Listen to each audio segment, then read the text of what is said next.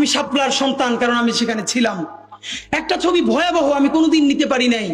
দুই ভাই, একজনের লাশটা বুকে জড়াইয়া এরকম ধইরে আছে, যাইতেও পারতেছে না, নিতেও পারতেছে না। পতাকা জড়ানো, চতুর্দিকে গুলি, শাপলার বিভীষিকাময় দিন রাত। কিন্তু এই জন্য কি আমরা আমাদের সাথে যে জুলুম হয়েছে, আমরা কি আরো আরেকটা জুলুম কারোর সাথে করতে দিব? না, আমরা জুলুম করতে দিব না। আমরা আমাদের জীবন দিয়ে হইলেও আমার শত্রুর সাথেও ইনসাফ চাইবো। শাহবাগে যারা গিয়েছে না বুঝে, তারাও যদি তওবা করে, আমরা তাদের সাথেও জুলুম করতে চাই না, তাদের সাথেও আমরা ইনসাফ চাই। আমি আমার শত্রুর সাথেও ইনসাফ চাই। হেফাজতের রাজনীতি তো শুধু বাংলাদেশে না, তারই আমেরিকান এম্বাসিতে গিয়ে বোঝানো হয় এরা জঙ্গি, এরা মৌলবাদী। আমেরিকান এম্বাসির যিনি আমেরিকান রাষ্ট্রদূত, কানাডিয়ান অস্ট্রেলিয়ান রাষ্ট্রদূত, সে তো আর বাংলা জানে না। আপনার বিবৃতি ডেইলি স্টার যে অনুবাদ করে সে তো পারে। তো এই যে প্রথম আলো, ডেইলি স্টার বা মিডিয়া ঠিক ইনভার্টেড কমার মধ্যে অনুবাদের যে কি রাজনীতি করতে পারে, এইটা আমরা জানি।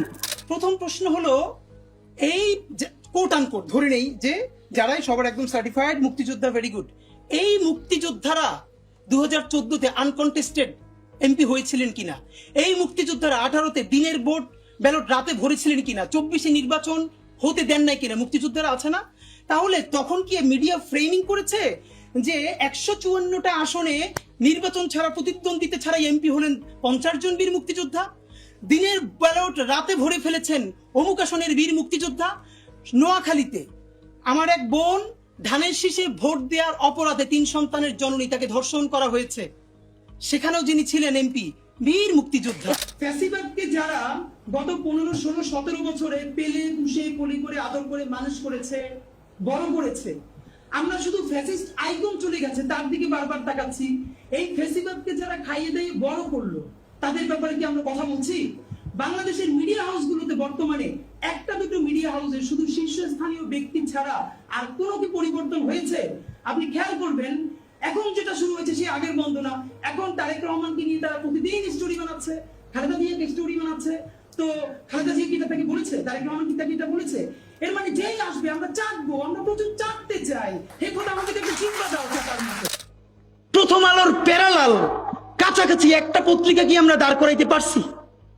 অনেকে বলে আমার দেশের কথা, আজকে শুধু বলি, পরশু জানলাম প্রথম আলোর 10 ভাগের 1 ভাগ বিনিয়োগ এবং আর্থিক সংগতি আমার দেশের নাই।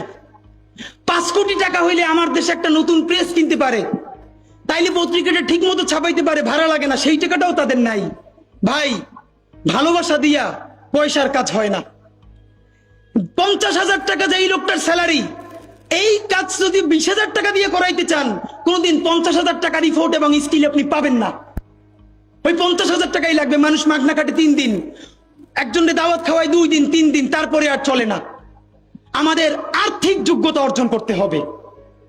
আমাদের অনেকগুলো প্রতিষ্ঠান লাগবে, একটা প্রতিষ্ঠান না।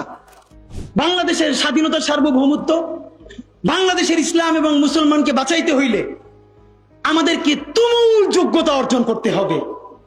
এই মাদ্রাসা শিক্ষিত জনগোষ্ঠীর মধ্যে হাজার হাজার ছেলে লাগবে যারা CNN এ, আল জাজিরায় তুমুল ইংলিশে বলতে পারবে। তাকে যে জঙ্গি বলা হয়, মিথ্যে ট্যাগ দেওয়া হয়, এটাকে ডিবাঙ্ক করতে পারবে সেই ইংলিশে এবং অবাক করার মতো ফ্লুয়েন্ট ইংলিশে। এই যোগ্যতা আমার লাগবে। আমাদের ভাইয়েরা কিতাবি আরবি এবং অন্য আরবি ভিন্ন জিনিস, তাকে দুর্দান্ত আরবি বলতে পারতে হবে।